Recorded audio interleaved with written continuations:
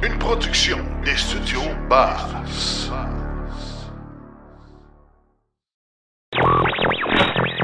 L'épisode de cette semaine est une présentation de l'Association des véhicules électriques du Québec, votre source incontournable d'informations. Poursuite de notre promotion avec Mobile Charge. Hausse des ventes des véhicules électriques au Canada. Le prix moyen des véhicules électriques et à essence sont rendus à égalité depuis le mois de mars. L'AVEQ recrute des jeunes pour 5 postes. 21 547 véhicules neufs vendus au Canada au mois de mars. Claude Gauthier nous parle de Madame Témou. Sébastien Côté parle du programme de remboursement des kilowattheures sur la recharge à domicile. Et en grande entrevue, on parle de la modification du code du bâtiment avec David Corbeil, PDG de RVE. Oui, somme toute, je pense que ça va vraiment niveler l'accessibilité de la recharge à un niveau qui va permettre ultimement à tout Québécois d'avoir une borne de recharge installée dans son stationnement en multilogement. Bienvenue à Silence on roule.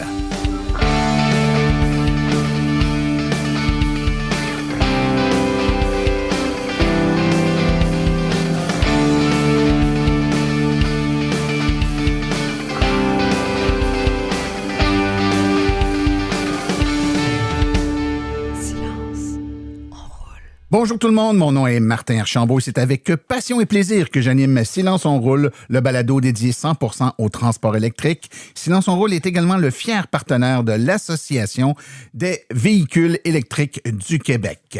J'espère que vous allez bien, mesdames et messieurs, que vous avez passé un bon 2 semaines, que vous êtes prêts pour ce nouvel épisode qui va être rempli, ma foi, d'informations hyper intéressantes et pertinentes, du moins, je l'espère. C'est le but, hein? Silence on roule n'a pour but que de démocratiser l'information juste sur les véhicules électriques et ce, depuis 10 ans. On est déjà rendu à la 10e saison, donc merci à ceux qui nous écoutent depuis longtemps, certains depuis les tout débuts d'ailleurs.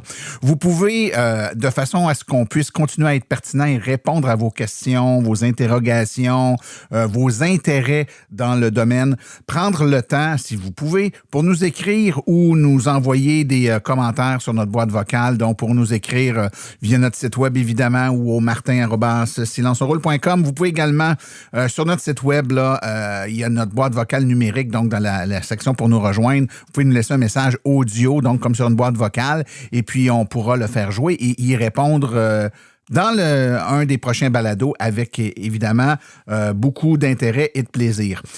Aujourd'hui, on a un épisode vraiment bien chargé, bien rempli. On a plusieurs invités. Notre chroniqueur Sébastien Côté et sa chronique « Par où commencer ?» On va parler des programmes. Là. On commence à voir ça où on nous paye pour recharger notre voiture à la maison. Oui, vous avez bien entendu. Des programmes auxquels vous pouvez adhérer avec certains manufacturiers de bornes connectés qui font en sorte que vous recevez une ristourne en fonction de la quantité d'énergie que vous mettez dans votre voiture. Là, ça va de quelques sous aller à presque payer la facture complète finalement de recharge de votre véhicule à la maison avec cette ristourne-là. On vous explique comment ça fonctionne dans quelques instants. Claude Gauthier, ses réflexions branchées, toujours hyper pertinent, Claude.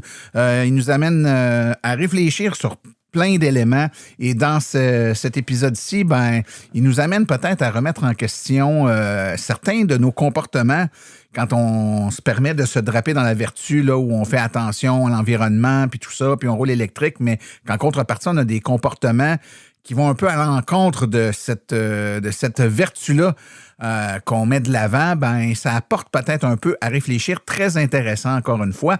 En grande entrevue aujourd'hui, on a David Corbeil qui est déjà passé quelques fois à l'épisode.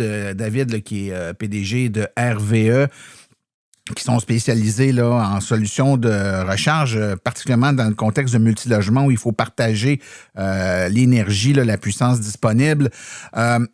Donc, il nous explique dans l'entrevue qu'on va avoir dans quelques instants les changements importants qui sont maintenant mis de l'avant. Là, il nous en avait parlé il y a un petit bout de temps en disant qu'il y a un projet qui s'en vient, mais là, c'est mis de l'avant, qui font en sorte que maintenant, les règles ont changé. Et puis, en multilogement, il y a des règles qui s'appliquent maintenant pour toute nouvelle construction, mais également pour les constructions existantes dans lesquelles il y a des bornes de recharge qui vont être installées. Il y a des règles qui obligent là, à ce que les choses soient bien faites pour favoriser l'installation subséquente de bornes de recharge. Donc, c'est vraiment une excellente nouvelle pour monsieur et madame tout le monde qui, peut-être un jour, vivra là, dans soit un immeuble locatif ou un condo et que la situation...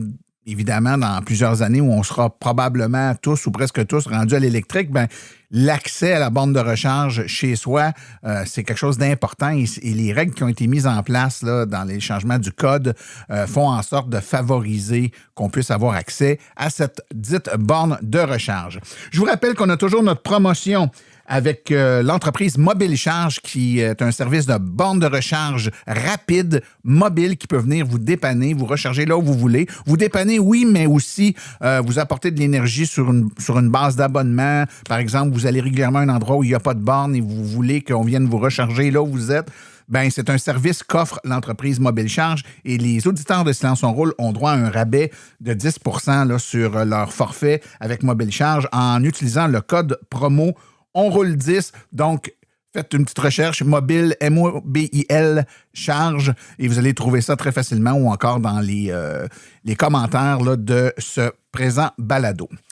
Sans plus tarder, je vous propose qu'on aille tout de suite écouter les actualités dans le monde de l'électromobilité.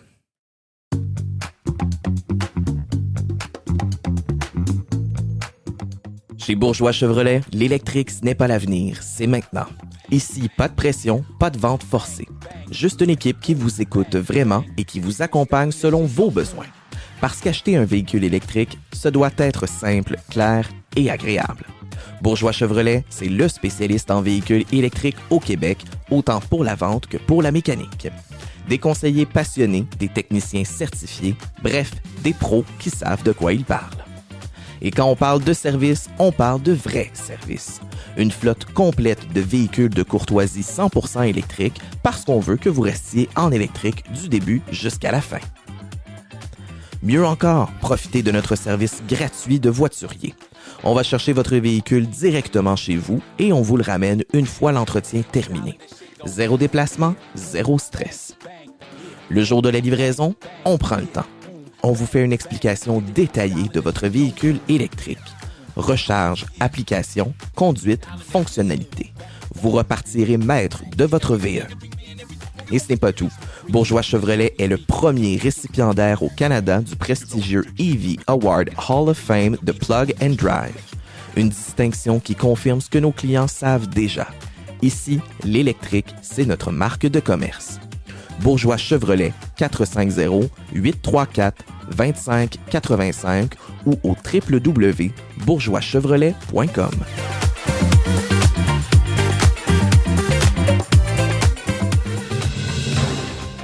Les actualités de cette semaine sont une présentation de Mobile Charge, la borne de recharge rapide qui vient à vous quand vous en avez besoin. Pour en savoir plus, visitez le mobilecharge.ca.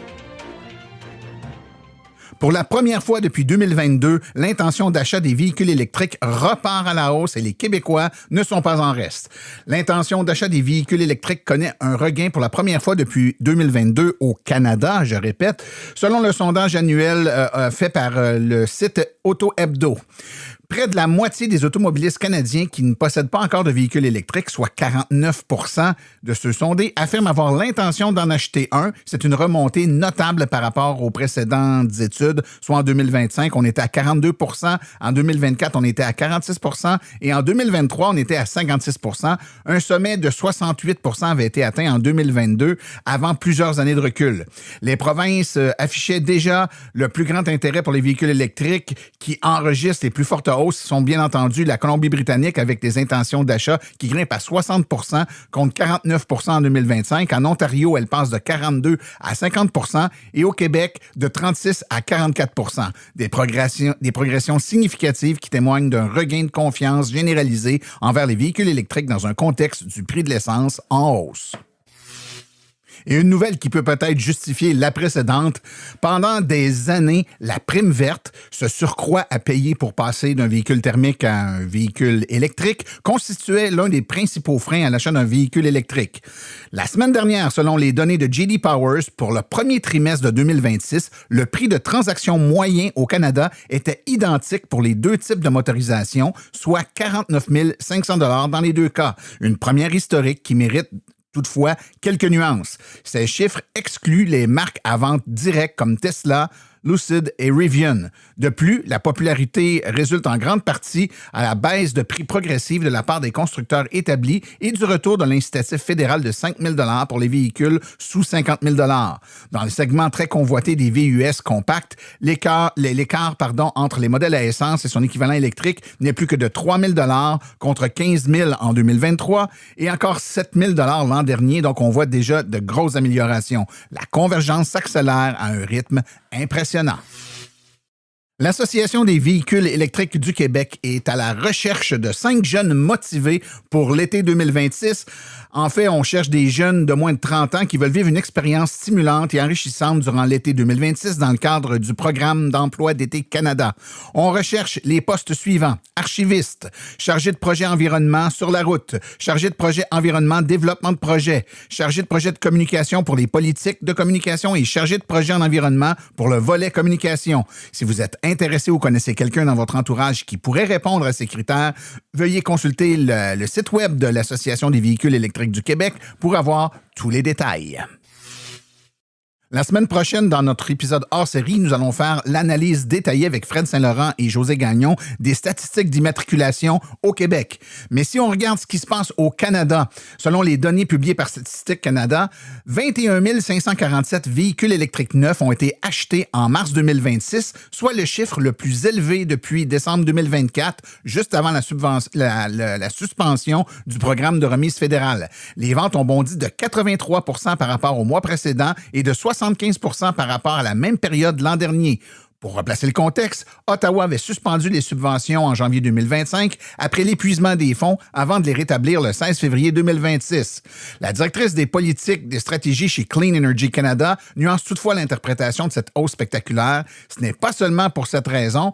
Bien sûr, tout le monde aimerait bénéficier d'une remise de 5 000 $ sur un véhicule neuf, mais elle pense qu'il y avait également une forte demande refoulée. En d'autres termes, de nombreux Canadiens attendaient patiemment le bon moment pour sauter vers le véhicule électrique. Néanmoins, ça ne change en rien cette hausse spectaculaire et le fait que la vente de véhicules électriques explose actuellement au Canada, quoi qu'en disent certains analystes. Le service aux entreprises du Centre du Québec annonce le démarrage de la toute première cohorte au Québec de l'attestation d'études professionnelles en mécanique pour véhicules lourds routiers hybrides et électriques. Cette première cohorte comprend 7 étudiants, marquant une étape significative pour le développement de la main-d'œuvre spécialisée dans un secteur en pleine transformation. Le programme est offert en partenariat avec le Centre de formation professionnelle Paul Rousseau, situé à Drummondville. Cette formation d'une durée de plus de 600 heures est offert avec une formule alternance travail-études permettant aux participants de développer leurs compétences directement en entreprise tout en consolidant les apprentissages du centre de formation. Concrètement, les étudiants passent du temps aussi bien dans les ateliers du centre scolaire que sur le terrain, chez des employeurs du secteur du transport, une formule qui favorise super bien l'intégration rapide dans le monde du travail. Les personnes diplômées pourront ensuite travailler dans des ateliers de flotte de concessionnaires ou des entreprises de transport en tant que mécaniciens ou mécaniciennes de véhicules lourds hybrides électriques. L'arrivée de ce programme survient au bon moment, Drummondville étant situé à un axe routier névralgique. Cette nouvelle formule viendra combler des besoins régionaux en main-d'œuvre, tant pour les entreprises de transport de marchandises que pour celles œuvrant dans le transport urbain scolaire électrique, souligne Vicky Côté, directrice du Centre d'études au Centre du Québec. Les entreprises souhaitant former leur relève à intégrer ou participer en alternance ainsi que les personnes intéressées à s'inscrire dans le programme peuvent consulter évidemment toutes les informations sur le site du Centre professionnel à Drummondville. Mercedes AMG dévoile son véhicule électrique le plus avancé à ce jour, un monstre de technologie avec un type de moteur jamais vu dans une voiture de production électrique. Le nouveau Mercedes AMG GT 4 Doors Coupé 2027 est le premier véhicule de production entièrement électrique à utiliser des moteurs à flux axial, une technologie fournie par YASA, le spécialiste britannique des moteurs électriques acquis par Mercedes en 2021. Contrairement aux moteurs conventionnels en forme cylindrique, les moteurs à flux axial ressemblent à une crêpe. 2 rotors à disque encadrent le stateur. Résultat, une conception bien plus compacte et dense et une puissance de 67% plus grande et également 67 % plus léger. Dans la version GT63 haut de gamme, les 3 moteurs, 2 à l'arrière et 1 à l'avant, délivrent une puissance combinée de 1153 chevaux et un couple de 2000 Nm, 0-100 km s'effectuera en 2,3 secondes. La batterie de 106 kWh, inspirée par le programme Formule 1 de Mercedes, utilise des cellules cylindriques à anode de silicium et permettra une recharge rapide qui atteindra les 600 kW.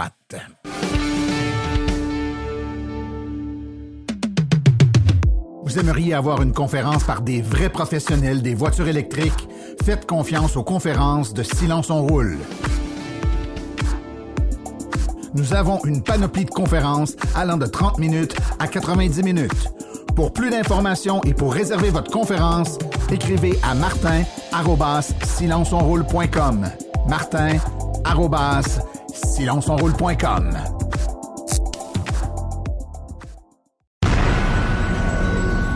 Les Réflexions branchées sont une présentation de Roger Bénard Rénovation, votre entrepreneur qui roule 100% électrique.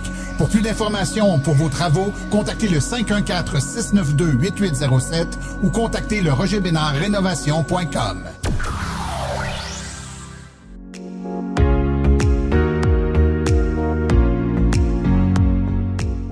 Les Réflexions branchées de Claude Gauthier. J'ai une connaissance, une bonne personne. Attentionnée, vous savez, le genre qui vous fait des confitures aux fraises l'été. Sauf que depuis quelques mois, elle est tombée dans une marmite numérique. Elle a découvert Temu. Maintenant, à chaque fois que je vais chez elle, il y a des petits sacs de plastique orange qui traînent sur la table de cuisine. Ça arrive par la poste presque à tous les jours. Qu'est-ce qu'il y a là-dedans? Ben, moi, j'appelle ça des cochonneries, là, mais c'est des miracles de mondialisation à 2,99 $. Vous savez, le genre de spatule en silicone en forme de chat. Un coupe-avocat révolutionnaire qui finit par écraser l'avocat. Les t-shirts avec des phrases en anglais qui veulent rien dire, qui ont été conçus par une machine qui a oublié de faire les ourlets. Le pire dans tout ça, c'est pas qu'elle achète ces patentes-là. Le pire, c'est qu'elle en retourne plus de la moitié. Finalement, un coupe-avocat, ouais, il marchait mal, fait que je l'ai retourné. Qu'elle me dit avec la satisfaction de la consommatrice avertie qui a su faire valoir ses droits. Je la regarde et je pense au voyage de stupides morceaux de plastique fabriqués en Asie, mis dans une boîte, chargés dans un camion, mis dans un port, hissés sur un navire grand comme 3 terrains de football qui crachent du mazout noir comme de l'encre, déchargés à Vancouver ou à Montréal, mis dans un train, puis dans une camionnette de livraison jusqu'à son perron, pour finalement faire le chemin inverse parce que ça coupe pas assez bien. C'est l'absurdité de notre époque emballée dans un sac orange. Ça m'amène à cette fameuse phrase, vous connaissez, c'est l'argument massu qui sort à chaque souper de famille quand le sujet du climat arrive sur la table entre le rôti et le dessert. Pourquoi on ferait des efforts, nous autres, au Québec? Ça sert à quoi de se serrer la ceinture puis de payer des taxes carbone quand la Chine, avec son 1,3 milliard d'habitants, pollue 100 fois plus que nous? C'est l'excuse en or, l'absolution totale. Si le voisin d'en face jette ses poubelles par la fenêtre de son salon, pourquoi je me fatiguerais à rincer mes pots de beurre de pinot pour le bec bleu? On se cache derrière le gros tas de fumée de Beijing pour justifier de rien changer à nos petites vies. Sauf que c'est un mensonge, un gros mensonge mathématique. Oui, la Chine produit une quantité phénoménale de gaz à effet de serre. Mais divisez ce nuage gris par 1,3 milliard d'humains. Ensuite, prenez le nôtre, puis divisez-le par nos quelques millions de citoyens. Oups! Soudainement, le petit Québécois bien ordinaire qui se pense vert parce qu'il a les trous d'électricité, il apparaît pour ce qu'il est. Un ogre. Par habitant, on pollue beaucoup plus qu'eux. On joue dans les lignes majeures de la destruction atmosphérique. Allez voir sur Google puis demandez la quantité de GES émis par les Canadiens à l'habitant, là, pas au total, et vous allez vous apercevoir que si on prenait la même chose, les mêmes chiffres, puis qu'on remettait ça par la Chine, pour chaque habitant, ça serait l'enfer. Prenez juste nos transports, regardez dans nos rues, nos cours d'asphalte en banlieue. Avez-vous remarqué comment les petites autos ont fondu au soleil? Il y a 20 ans, les routes étaient pleines de Civic, de Tercel, de petites boîtes économiques qui faisaient la job. Aujourd'hui, on est cerné, c'est le règne du VUS, du gros utilitaire. Puis ici, je peux vous dire, il y a beaucoup de pick-up qui se promènent en ville. On est rendu qu'on pèse 160 livres tout mouillé. Mais on s'achète des chars d'assaut de 2 tonnes et demie avec 4 roues motrices, des sièges chauffants pour aller acheter une pinte de l'eau au dépanneur sur de l'asphalte sec. Nos émissions de GES pour le transport des personnes ramenées à chaque individu est absolument astronomique. C'est indécent. Et c'est là que la boucle se boucle avec les sacs oranges de ma tante. Parce que la Chine, elle pollue pas juste pour le plaisir de salir son propre ciel. Elle pollue pour faire tourner les usines qui fabriquent les cochonneries qu'on lui commande. On se pète les bretelles ici parce qu'on a fermé nos vieilles manufactures crasseuses il y a 40 ans. On pense qu'on s'est purifié. C'est de la foutaise. On a juste sous-traité notre fumée, on l'a externalisé, notre pollution à l'autre bout de la planète. Le bilan carbone de la Chine, c'est en grande partie notre bilan carbone de consommation. C'est notre désir d'avoir des écrans plats pas chers, des souliers à la mode à chaque saison et des t-shirts à 3 piastres. On a délégué nos bases œuvres industrielles à des gens qu'on paie pour des clopinettes. On garde ça d'en haut ensuite en les accusant de ruiner le climat. C'est d'une hypocrisie phénoménale. On encourage les industries de misère, on finance les flottes de porte-conteneurs gigantesques qui sillonnent les océans en brûlant du carburant le plus sale du monde pour nous amener des cossins qu'on va jeter 6 mois ou pire qu'on va retourner par la poste pour se faire rembourser 2 piastres. Alors que la prochaine fois que votre beau-frère vous dira que c'est la faute des Chinois si le climat s'emballe pour justifier de garder son gros VUS dans l'entrée, parlez-lui des sacs oranges. Dites-lui qu'on peut pas pointer du doigt le voisin qui fait brûler des pneus quand c'est lui qui a acheté les pneus puis qu'on lui a donné l'allumette, qu'on a commandé le vidéo du feu sur son téléphone intelligent. On est les rois de la délocalisation. On a même réussi à délocaliser notre culpabilité. Sauf que le climat, lui, il s'en fout des frontières. La facture, qu'on la commande sur Temu ou pas, on va bien finir par la payer. Merci. À la prochaine.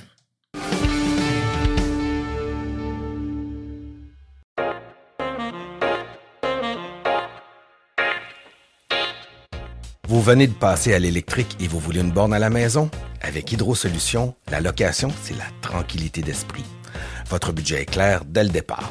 Une mensualité fixe, sans surprise. Elle inclut la borne de votre choix, une installation professionnelle ainsi qu'une garantie complète. Et oui, la subvention gouvernementale est aussi disponible, même en location. En cas de pépin, aucun stress. Les réparations sont incluses et les experts d'Hydro-Solutions sont là pour vous aider. Pour une recharge simple, prévisible et sans mauvaise surprise, demandez votre soumission gratuite sur hydrosolutions.com.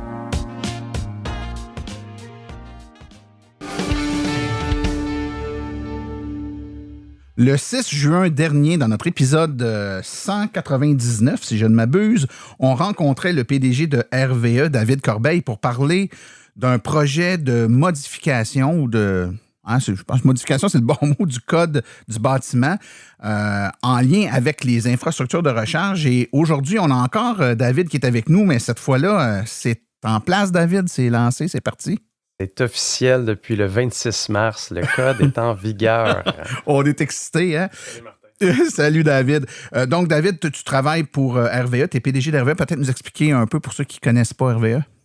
RVE, depuis 2015, on déploie des infrastructures de recharge dans les immeubles multilogements par la conception de systèmes de gestion d'énergie de véhicules électriques, donc des SGEVE, un nouveau terme ou acronyme introduit dans le code. Et aujourd'hui, on est situé à Laval, 45 personnes avec plus de 55 000 SGEVE déployés. Okay. Peut-être nous expliquer un peu quand tu dis la gestion de l'énergie, là, pour quelqu'un qui a un bungalow puis qui a une auto électrique depuis 3 ans puis qui lui ne s'est pas trop posé de questions, il a fait installer une borne par un électricien puis son problème est réglé. Il y a des enjeux qui sont différents quand on est en multilogement qui nécessitent ces interventions-là. Peut-être nous expliquer un peu de quoi on parle. Exactement. En multilogement spécifiquement, les infrastructures électriques sont très souvent limité, presque tout le temps. Donc, c'est important de voir évaluer la capacité de charge disponible pour déployer les infrastructures de recharge. Puis des systèmes comme le nôtre permettent essentiellement de ne pas impacter l'infrastructure électrique en optimisant la recharge, mais aussi en s'assurant qu'en tout temps, il y a une protection électrique qui est installée pour contrôler les bornes de recharge. C'est un peu comme à la maison, quand on veut se faire installer notre borne, puis l'électricien nous dit « ton panneau est déjà pas mal chargé, tu as un spa, 2 thermopompes, etc. » Donc, il n'y a pas assez de place là, pour le mettre. Et là, on nous propose parfois d'augmenter la taille du panneau, mais d'autres fois, on va nous dire, on pourrait mettre, par exemple, un contrôleur de charge qui fait en sorte que, quand ta sécheuse marche, tu ne pourras pas charger ton auto, puis dès que la sécheuse aura fini, ta recharge d'auto va recommencer. Est-ce que c'est de ça dont on parle ou c'est plus sophistiqué que ça, ce que vous proposez? L'exemple que tu donnes s'applique, exemple, dans les maisons unifamiliales où parfois on a ces contraintes-là de capacité électrique. Quand on pense au multilogement, on pense à une infrastructure qui est 10 fois ou peut-être 100 fois plus grande et qui est beaucoup plus complexe. Donc, les systèmes connectés aujourd'hui permettent de monitorer des entrées jusqu'à 5000 ampères puis de délester les charges des bornes, peu importe le nombre de bornes. Fait que ça peut être ton voisin qui fait sécher son linge et c'est ça qui impacte ta recharge à toi finalement parce qu'au final, vous êtes tous branchés sur la même entrée électrique. Oui. Puis l'objectif des gens qui ont une voiture électrique, il est simple, c'est d'avoir une pleine recharge le matin. Ouais. Ça, c'est la promesse qu'on souhaite maintenir, mais on veut aussi protéger l'infrastructure électrique puis laisser les gens faire sécher leur linge. Tout à fait. Et c'est dans ce contexte-là, David, qu'on se parle depuis déjà un petit bout de temps c'est un dossier sur lequel, Hervé, vous avez été très proactif là, à sonner à faire brandir des sonnettes d'alarme parce que il continue de se construire au Québec une multitude d'immeubles à multilogement dans lesquels on ne tient pas compte du fait que bientôt, les gens vont être en grande majorité des gens qui vont utiliser des véhicules électriques et on continue d'installer donc des infrastructures électriques limitées qui obligent des interventions comme celle que vous le faites a posteriori pour venir compenser le manque de capacité.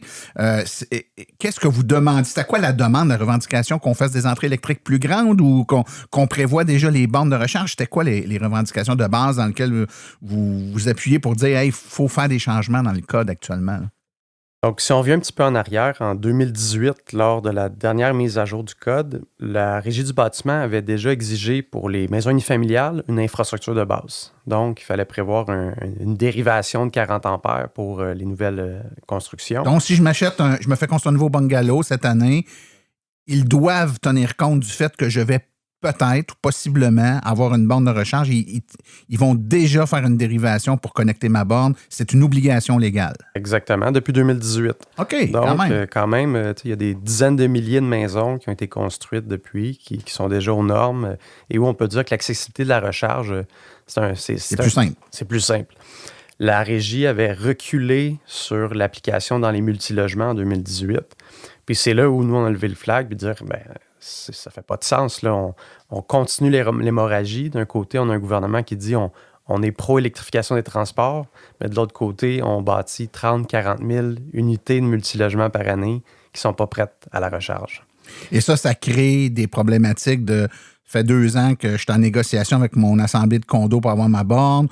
Et je suis obligé de charger un peu tout partout. Donc, je deviens un orphelin de recharge. Je suis obligé de me charger chez le beau-frère, chez le voisin, sur les bornes publiques parce que mon condo que je paye puis que je continue de payer ne peut pas, et ça, je le réalise maintenant, me fournir ce qu'il faut pour être capable de charger mon véhicule. C'est quand même majeur. Là, un véhicule, on a besoin de ça pour aller travailler. Donc, ces changements-là, vous les avez demandés, vous avez étoffé d'une façon très claire les problèmes que ça crée puis les coûts que ça engendre supplémentaires, parce que j'imagine que bien faire les choses en partant, ça a un coût, mais c'est souvent moins cher que de mal faire puis de refaire par la suite. Est-ce que les changements qui sont proposés dans cette nouvelle mouture-là répondent aux demandes que vous aviez? Oui, somme toute, je pense que ça va vraiment niveler l'accessibilité de la recharge à un niveau qui va permettre ultimement à tout Québécois d'avoir une borne de recharge installée dans son stationnement en multilogement. Puis je pense que le règlement aussi considère de minimiser l'impact au niveau des coûts de construction, tout en permettant une mise à niveau complète, une installation de la borne de recharge une fois qu'il y a un véhicule qui arrive dans le stationnement. OK, donc puis on va en parler plus en détail dans quelques instants, mais cette réglementation-là oblige pas de tout installer tout de suite. Elle oblige juste de mettre, j'essaie de traduire, de voir si je comprends bien ce que tu dis, de mettre le minimum, là, ce qui est plus rentable de mettre tout de suite, on le met tout de suite, on passe les fils, par exemple, mais tu n'es pas obligé de mettre la borne. Puis le propriétaire qui dit, moi, j'ai un véhicule électrique, on pourra lui y mettre la borne et les coûts vont être minimes parce que les trucs importants avoir été faits a posteriori auront déjà été faits. C'est bien ça? C'est exact. Donc, pas besoin de mettre la borne, même pas le câblage dans le tuyau, exemple, qui est prévu.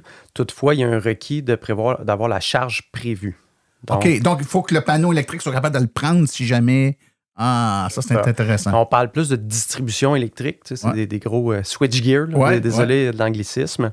Ou de prévoir un SGEVE, donc un système de gestion d'énergie de véhicules électriques, qui va permettre de minimiser l'impact sur le panneau de distribution, puis éventuellement de contrôler les bornes de recharge. Et il doit être fonctionnel et installé au moment de OK. la Donc, ce n'est pas nécessairement l'équipement ou le matériel qu'il faut qu'il soit installé, mais il faut que l'ingénierie, la réflexion ait été faite en amont pour que la journée où tu décides de le faire, l'espace est là pour ça. Ça a été pensé comme tel. Donc, le panneau n'est pas déjà trop petit avant de commencer ou la capacité électrique de l'immeuble n'est pas déjà incompatible avec de la recharge. On a déjà pris en compte. Quoique 100% des stationnements, c'est quoi? Y a-t-il un pourcentage des stationnements qui doivent pouvoir être électrifiés? Fait que c'est 100% des stationnements, à l'exception des stationnements visiteurs qui sont attitrés aux unités. Là. Ouais. OK. Donc, il y a 18 logements.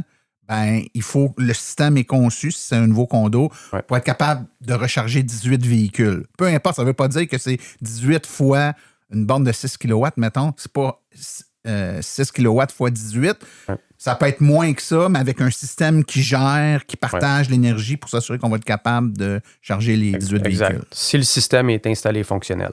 OK. Donc, sinon, le promoteur devrait grossir de 18 fois 7 kW son infrastructure électrique. Oui, c'est ça. Puis là, je pense pas qu'Hydro-Québec serait gagnante. Il n'y a personne qui est gagnant à ça. Puis on sait que les véhicules sont pas tous, chargent pas tous en même temps. Puis ont pas tous besoin non plus de 12 heures pour se charger. Donc, pendant la même nuit, la moitié du temps, il y en a un certain nombre qui est chargé, puis après ça, l'autre. Les systèmes dont tu parles font cette gestion-là. Il faut se rappeler qu'en moyenne, les gens ont besoin de 1 à 2 heures de recharge par jour. Donc, il y a de la capacité électrique, elle est disponible, mais elle doit être contrôlée. C'est répartir. Puis conforme. Puis il y a aussi une clarification au niveau des certifications. Donc, il y a un standard de CSA, le C343.25, qui est sorti en juillet 2025, qui vient aussi encadrer la pratique d'un point de vue de type de produits qui peuvent être installés. Il y a beaucoup de produits qui viennent de l'Asie, qui ont intégré le marché, mais qui ne sont pas certifiés, pas conformes. Donc là, on balise plus ce qu'on peut et ne peut pas installer pour répondre à ce besoin-là. Exactement. C'est plus gris. Là. On a une définition très claire avec des standards. Parlons-en, David, parce que tantôt, juste avant d'entrer en ondes, tu me disais essentiellement ce que ce changement-là fait, c'est surtout de venir clarifier un certain nombre de choses. Peux-tu nous expliquer un peu simplement, là, sans entrer dans les détails trop techniques, qu'est-ce que ça vient clarifier? Quelle zone grise ça vient enlever? Donc, juste d'un point de vue d'introduction, de définition, on n'avait pas de définition au niveau des équipements de recharge dans le passé. On n'avait même pas de définition de qu'est-ce qu'une borne de recharge. Ouais. Donc, en partant de là, maintenant, on a le terme ARVE, ou appareillage de recharge de véhicules électriques qui est intégré au code avec une définition très claire de ce qu'on connaît qui est une borne de recharge, mais au moins, on a une définition commune maintenant. OK.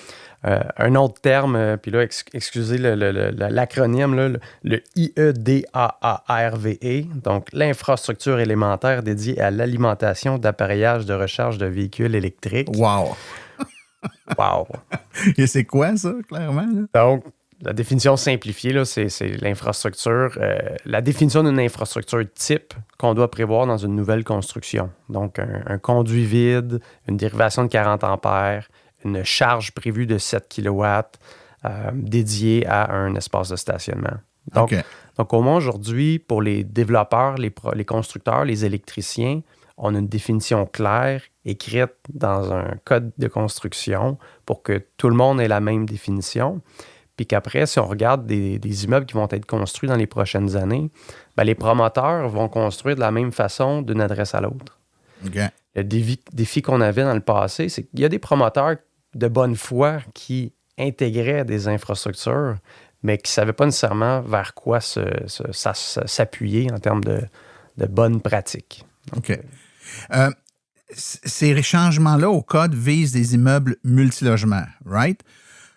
On associe facilement, je pense, multilogement à condo, mais ce n'est pas que les condos. C'est aussi un immeuble locatif. Et à partir de quand c'est du multilogement? Un triplex à rue des Érables à Montréal, c'est un multilogement? Par définition, ce n'est pas un multilogement.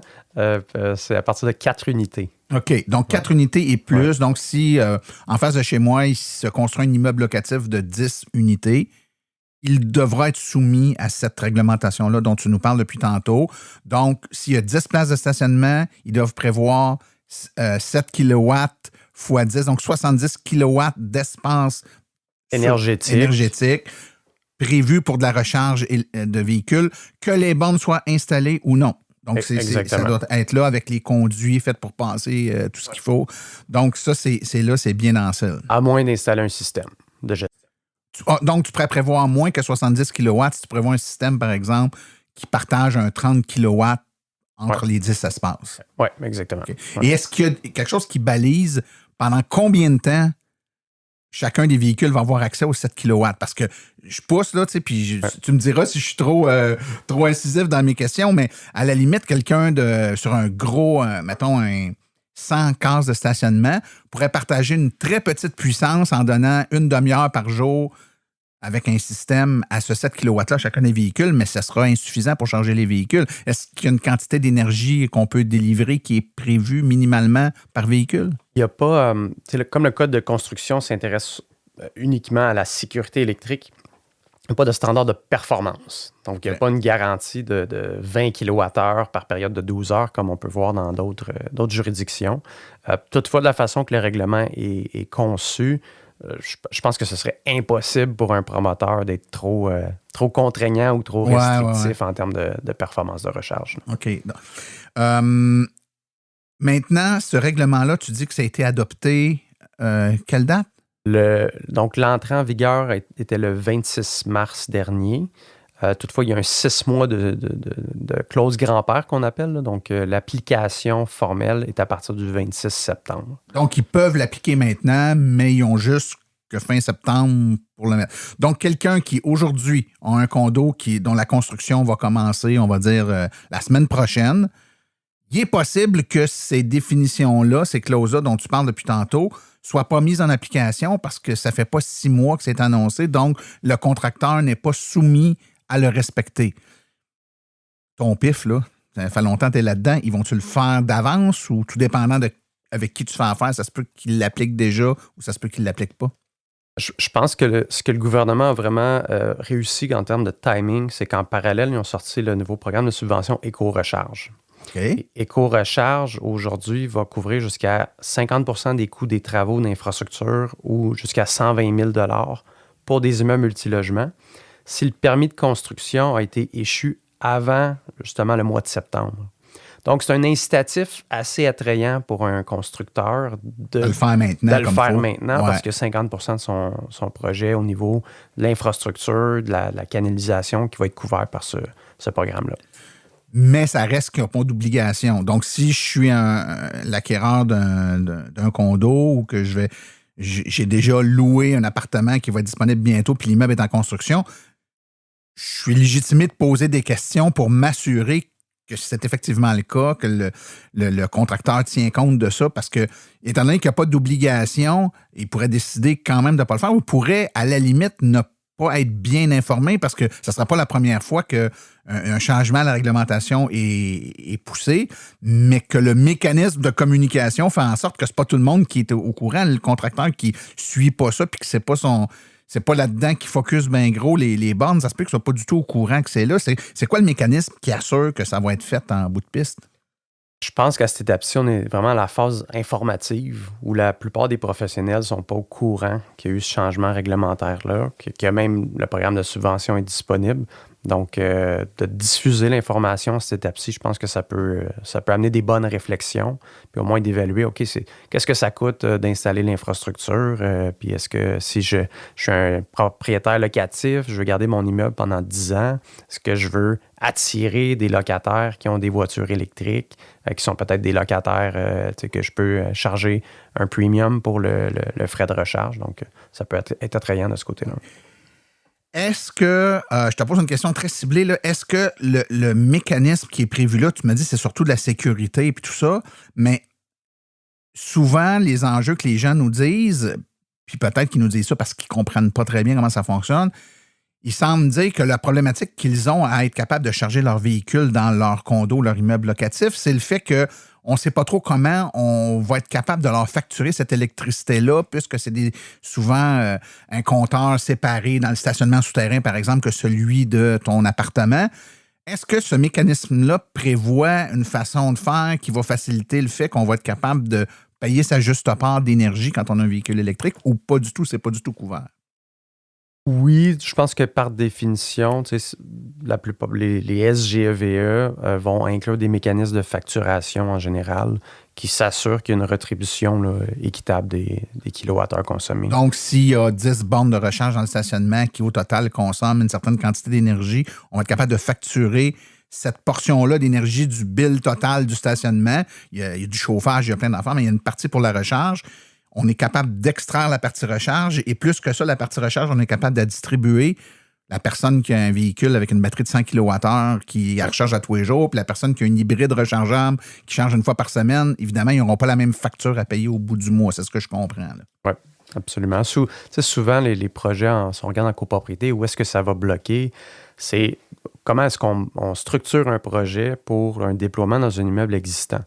Puis une autre disposition du code au niveau des immeubles existants, c'est l'article 2014 qui requiert que dès qu'on veut ajouter une nouvelle borne, on doit concevoir avec un consultant un rapport d'analyse globale pour lequel il y a aussi une subvention là, qui va couvrir jusqu'à 75 % des coûts pour faire un plan de recharge ou une stratégie de recharge à long terme.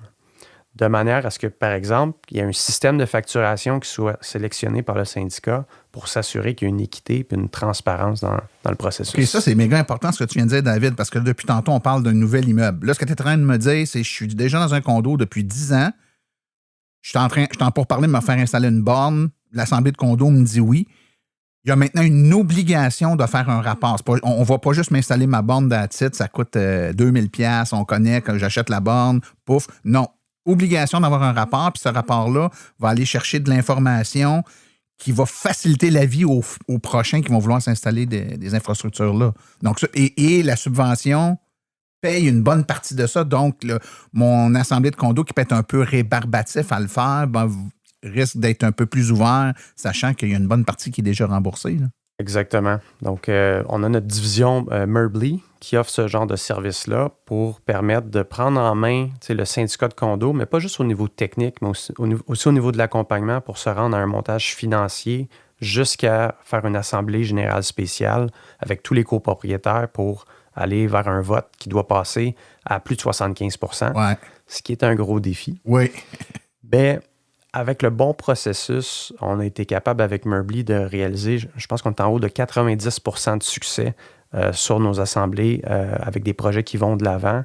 Même s'il y a une minorité de copropriétaires qui veulent une voiture électrique demain matin, on est vraiment plus dans la valeur de revente des condos. Oui, ça vient affecter positivement parce qu'on le sait, puis on se disait justement, avant que j'entende en ondes, que ma fille la plus vieille se magasine un condo et que c'est un enjeu pour elle. Elle doit avoir une borne de recharge, mais c'est certain que le condo qui est là puis que la borne est disponible ou que tout est en place va être plus attrayant pour elle qu'un condo qui ne l'a pas. Donc, il faut garder ça en tête que ça va venir donner un plus-value. Mais c'est quand même une bonne chose que la loi actuellement, oui, attaque les nouvelles constructions pour arrêter l'hémorragie, pour reprendre l'expression que tu disais, mais ne laisse pas pour autant les constructions déjà faites. Et il y a une partie qui vient encadrer le fait que parfait, si tu fais rien, c'est correct, mais si tu décides de te mettre le doigt dans on regarde pour mettre des bornes, tu vas devoir le faire comme il faut. Ça ne sera pas du à la pièce. On va regarder globalement, puis on va ouvrir tout ce qu'il faut pour être capable de prévoir une expansion future intelligente et coordonnée. Ben, c'est très intéressant. Écoute, David, j'ai envie qu'on se laisse.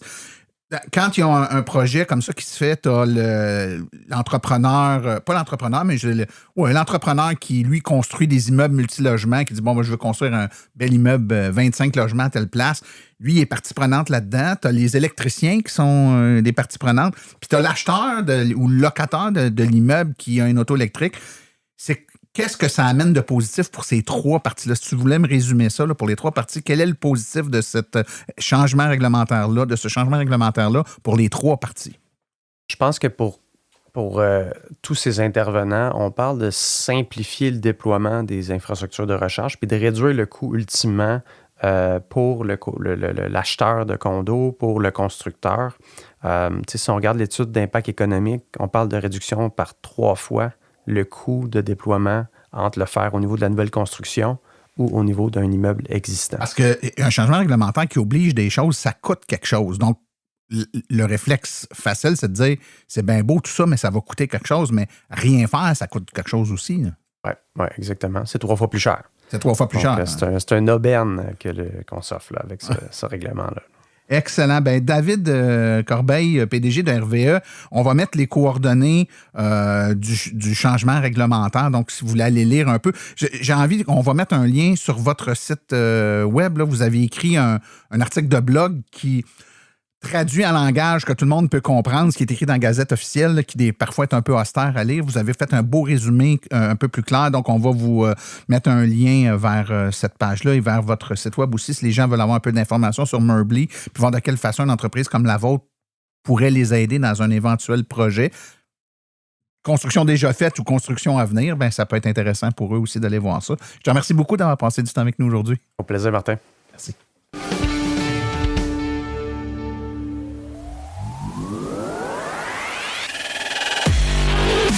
Vous conduisez un véhicule électrique ou hybride? Votre atelier Napa AutoPro NextDrive a la solution pour son entretien et ses réparations, tout en gardant votre garantie du manufacturier. Chez NextDrive, nos techniciens sont certifiés et formés aux technologies de demain, utilisant les outils et les logiciels les plus récents, et ce, pour toutes les marques et tous les modèles.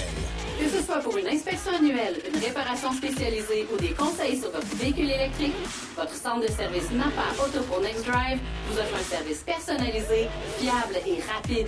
NextDrive, le réseau national d'ateliers Napa AutoPro indépendant certifié pour les véhicules de nouvelle génération avec une garantie qui s'étend partout au Canada. Prenez rendez-vous dès aujourd'hui et donnez à votre véhicule le service qu'il mérite. Visitez le napanextdrive.ca. Votre véhicule électrique vous dira merci. NextDrive, votre solution pour l'entretien et la réparation des véhicules électriques.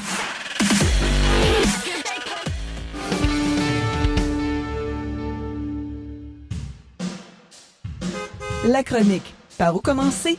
est une gracieuseté de l'Association des véhicules électriques du Québec. Devenir membre est un incontournable pour tout futur ou nouvel électromobiliste. www.aveq.ca.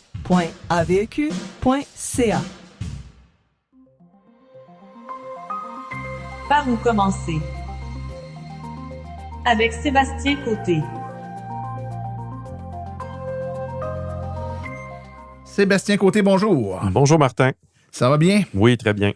Écoute, Sébastien, aujourd'hui, on a un sujet qui a amené beaucoup de gens à nous poser des questions, n'est-ce pas? Oui, effectivement. C'est le cas justement de Serge Desnoyers, là, une de ces questions. Là. Est-ce qu'on va parler d'une arnaque aujourd'hui? Ah, je ne sais pas. Si tu vas me dire, c'est une arnaque? Ben, non. Et c'est pas quelque chose de trop beau pour être vrai. Non, on va parler des programmes là, de bornes gratuites avec des clubs tels que le Club Grizzly, pour le marchand de bornes, puis d'autres programmes qui peuvent se ressembler Peux-tu aussi. nous expliquer en gros, Sébastien, là, pour que les gens comprennent, là, c'est quoi le concept de ça, là, puis pourquoi les gens se posent des questions? Ben, les gens se posent des questions parce qu'il arrive, c'est qu'on va obtenir de la borne gratuitement avec une mise de dépôt qu'on va pouvoir reprendre. Et on va même recevoir de l'argent pour chaque kilowattheure que l'on va consommer pour notre recharge. Tout ça, évidemment, basé sur les programmes là, de crédit carbone là, du gouvernement. c'est ce qui fait là, que justement, on peut nous redonner cet argent-là. OK. Bon, je pense que ça va demander un peu d'explication pour que les gens comprennent plus en détail. Oui. Il existe quand même quelques programmes. Là, on va se concentrer sur un des programmes en particulier, qui est le Club Grizzly. C'est celui que j'ai un petit peu plus étudié, qui était un des premiers, je pense, aussi à l'avoir lancé et qui est quand même bien fondé. Donc, il y a d'autres programmes qui existent là, qui sont sensiblement pareils, mais on va rester avec leur modèle. Donc, dans le fond, le programme, il s'appuie sur le règlement des combustibles propres du Canada. Justement, c'est que les fournisseurs de carburant qui ne peuvent pas vraiment réduire entièrement leurs émissions. Ils doivent acheter des crédits carbone qui proviennent de solutions propres et la recharge de véhicules électriques en est une. Une solution propre. Exact. Donc, en adhérant avec ces différents programmes-là, vous partagez la valeur de ces crédits carbone-là. Donc, évidemment, la compagnie n'en prend et vous en retourne aussi. Quand tu dis la compagnie, c'est Grizzly? Grizzly, oui, effectivement. Donc, votre borne devient, dans le fond, un générateur de revenus là, sans frais mensuels pendant la période d'adhésion. Puis, c'est appuyé en même temps par un service de garantie à vie, puis en ayant justement le soutien de cette compagnie-là. Soutien technique. Intéressant. Oui. Donc, ça s'applique aussi à différents exploitants de réseaux de recharge électrique aussi, là, que ce soit dans le public aussi. Donc, c'est quelque chose que, comme vous voyez, qui n'est pas quelque chose qui est de la poudre aux yeux. Ça existe vraiment. Donc, comment ça fonctionne? C'est qu'il vous faut une borne intelligente, là, c'est-à-dire qu'il y a la possibilité de se connecter à votre réseau à la maison. Toutes les nouvelles bornes qui sont subventionnées maintenant doivent être intelligentes. Donc, si vous avez une borne depuis longtemps, ça se peut qu'elle ne soit pas intelligente. Ça en prend une intelligente absolument. Exactement. Dans le cas du Grizzly Club, ça prend une borne Grizzly, j'imagine. Hein? Oui, une grande borne Grizzly, mais justement avec la fonction d'intelligence. Puis, si vous optez pour un nouveau chargeur, évidemment, il va l'être. Mais vous pouvez aussi venir avec votre propre borne Grizzly qui serait intelligente, pas obligé d'en commander une nouvelle nécessairement. Donc, en adhérant avec en adhérant avec votre chargeur existant, vous allez voir un peu plus tard, là, les programmes sont un peu différents pour les ristournes que vous allez recevoir. Donc, de la façon que ça fonctionne, c'est que les récompenses, c'est que vous allez pouvoir commencer à gagner des remises en argent à chaque fois que vous rechargez votre véhicule. Il y a 2 échelles. Il y a un programme plus de base et un programme premium. Donc, dans le fond, vous allez commencer à 3 sous le kilowattheure qui vont vous remettre pour chaque kilowattheure consommé. Puis, avec une augmentation de 1 sou. 1 sou le kilowattheure par tranche de 5000 kWh consommés. Donc, si tu consommes beaucoup de kilowattheures dans ton mois, tu vas changer de catégorie puis tu vas gagner plus de sous. Exactement. Jusqu'à 7 fois parce que le plateau est à 35 000 kWh.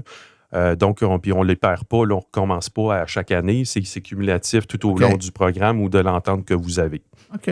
Donc, là, on va monter jusqu'à 10 sous le kilowattheure à ce moment-là, à 35 000 kWh. Sébastien, 10 sous, c'est pas mal ce qu'on paye du kilowattheure là, avec Hydro-Québec à la maison, là, dans le palier. Là, on a fait des épisodes où on en parle. Donc, dans le plus haut palier, ton électricité pour changer ton véhicule te coûte à peu près plus rien. Puis dans le pire des cas, tu as 30 tu sais, c'est à 3 sous le kilowattheure. Oui, 3 sous, donc, tu as 30 qui est remboursé. Donc, c'est entre 30 et 100 de tes coûts d'électricité pour changer ton véhicule remboursé. Oui. Puis ça, c'est dès le début là, qu'on reçoit ce 3 sous-là. Donc, c'est avantageux. Si on va avec le programme Premium, ça permet de commencer à un niveau qui est plus élevé, à 5 sous le kilowattheure. Donc, mais vous allez devoir payer la borne. Puis, c'est comme quand vous arrivez avec votre propre borne aussi. À ce moment-là, vous êtes bonifié au plateau de l'équivalent là, du 15 000 kWh. Donc, on part un peu plus haut. Donc, l'argent s'accumule. On parlait tantôt, c'est dans le club, dans votre compte de Club Grizzly. Puis, vous pouvez le retirer une fois par mois, ce qui est assez unique peut-être de leur programme. Jusqu'à qu'il y a un minimum là, qu'on doit avoir dans le compte pour pouvoir faire un dépôt direct à ce moment-là. OK, c'est par dépôt direct, une fois par mois, transféré dans notre compte. Oui. Oui. OK. Fait que si je suis au maximum à 10 sous le kilowattheure, puis que je mets pour à peu près 30 d'énergie dans mon véhicule, ben étant donné qu'ils vont me rembourser 10 sous le kilowattheure aussi, ben à la fin du mois, je clique sur un bouton, j'ai 30 qui reviennent dans mon compte de banque pour m'aider à payer mon le compte d'électricité. Oui, puis ça, justement, dépendant des périodes de l'année, des fois, on veut l'avoir immédiatement, là, une fois par mois. Donc, on a cet avantage-là. Donc, on l'a mentionné tantôt au début aussi, il y a des avantages, là, justement, comme la garantie à vie puis le service d'assistance. Il faut juste dire, la borne ne vous appartient pas là, dans le programme de base parce que c'est une borne qui est prêtée à ce moment-là ou louée, comme on pourrait dire. Donc, évidemment, toute belle chose a aussi certains critères ou certaines conditions qui sont en lien avec le programme qu'il faut quand même respecter. Je vais juste donner les grandes lignes parce que, évidemment, dans les termes et conditions, des fois, ça peut être long. Ouais. Donc, le plus grand point, c'est le programme. Il dépend de la continuation du programme de règlement sur les combustibles fossiles propres du Canada. Sans quoi le Club Grizzly là, pourrait soit modifier, suspendre ou abandonner vraiment le Et on le sait club. que les crédits carbone, c'est souvent quelque chose qui est remis en question. Donc, si dans 2 mois, le gouvernement du Canada abolit les crédits carbone, le programme Grizzly, il dépend de ça, il ne pourra plus fonctionner. Là. Exact. Puis ça pourrait durer énormément d'années. Le cours du crédit carbone fluctue énormément aussi. Ouais. Donc, il pourrait, justement, quand on parle d'être modifié, est-ce qu'il pourrait être modifié à la hausse ou à la baisse aussi? C'est pas impossible. Donc, je mentionnais tantôt, vous n'êtes pas propriétaire de la borne dans le programme de base, sauf dans le programme premium. Si jamais il y a une résiliation qui se fait, là, dépendant de la continuation du programme, la borne peut devenir votre propriété, dépendant là, de la période qui a été établie. À ce moment-là, il y aura des options là, d'achat ou des retours disponibles là, si vous n'avez pas atteint le minimum requis par le contrat. Important de mentionner, c'est une limite d'une borne par ménage. Si jamais vous demandez une deuxième borne parce que vous avez 2 véhicules ou 3 véhicules électriques, elle devra être achetée. Vous pouvez quand même adhérer au programme, mais c'est la borne gratuite là, à ce moment-là. Elle fonctionne juste pour une. Puis, aussi, quelque chose au niveau financier important à comprendre, c'est les récompenses sont considérées comme un revenu imposable. Donc, 30 $ par mois x 12 mois, 360. On augmente notre revenu imposable de l'année de 360 $. Oui, qui n'est pas quand même énorme. Non, c'est ça. Donc, il ne devrait pas avoir de grandes charges de ce côté-là. Mais on devra les déclarer dans notre rapport d'impôt, ça veut dire. Là. Oui. Donc, c'est pour ça qu'il faut être au courant de ces petits éléments-là. OK, intéressant, très intéressant. Donc, j'espère que ça répond aux questions de nos auditeurs qui se posaient la question, comment ça fonctionne? Ça a l'air d'une arnaque, c'est trop beau pour être vrai. En fait, c'est un programme qui existe, qui a été prévu à la base pour les entreprises, mais qui est redistribué aux consommateurs par le biais de ce programme-là. Donc, c'est une façon très intéressante, je pense, là, pour ceux qui hésitent ou à s'acheter une borne à la maison, ce qu'on ne devrait jamais faire quand on a une voiture électrique, soit dit en passant. Exact. Sébastien, si les gens veulent en savoir plus, te poser des questions supplémentaires ou te proposer des sujets de chronique, comment fait-on? Vous pouvez me rejoindre par courriel à l'adresse sébastien.côté@silenceonroule.com. On se reparle dans 2 semaines, mon cher ami. Excellent. Merci, Martin.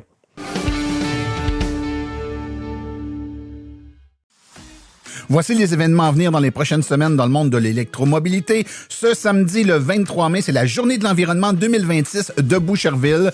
Donc, vous pouvez vous inscrire pour participer, avoir accès à des véhicules électriques et poser des questions à des experts de l'Association des véhicules électriques du Québec. Les 27 mai 2026 et 30 mai 2026, le Club AVEC sera respectivement à Berthierville et à Chambly. Cette communauté qui rallie les adeptes d'électromobilité, membres de l'Association des véhicules électriques du Québec, permet à ceux-ci de se rencontrer et d'échanger dans un contexte relax et festif. Donc, toutes les informations sont sur le site web de l'association. Vous avez simplement à visiter le avq.ca et une fois sur le site web, allez dans la section Quoi de neuf et événements. Ceci conclut l'épisode d'aujourd'hui. Remerciements sincères à nos invités et collaborateurs, c'est-à-dire David Corbeil, Sébastien Côté et Claude Gauthier. À la recherche, Martin Archambault, les chroniqueurs Stéphane Daou, Marco Dumais, Claude Gauthier, Laurent Gigon, Sébastien Côté, Cédric Ingrand et Daniel Rochefort. Communication, Marie-Hélène Hamelin. Thème musical, François Villot, Luc Poirier, Marie-France Falardeau. Réalisation et production, les Studios Basses. Un merci tout spécial à l'Association des véhicules électriques du Québec, notre commanditaire principal, ainsi qu'aux autres annonceurs qui rendent l'émission possible, c'est-à-dire Hydro Solutions, Précision PPF Vitres teintées, Mobile Charge, Bourgeois Chevrolet, Création L'Escarmot, UAP Napa, Roger Bénard Rénovation, le balado Passé décomposé, ainsi que l'Association des véhicules électriques du Québec. La reproduction est permise, mais nous apprécierions en être avisés. Les questions sur le balado doivent être adressées à martin@silenceonroule.com et pour l'information générale sur les voitures électriques, visitez le www.aveq.ca. Vous avez également accès aux archives de tous nos épisodes ainsi qu'à notre boîte vocale numérique directement sur notre site web au silenceonroule.com. Mon nom est Martin Archambault et d'ici le prochain balado, j'espère que vous attraperez la piqûre et direz vous aussi, silence, on roule.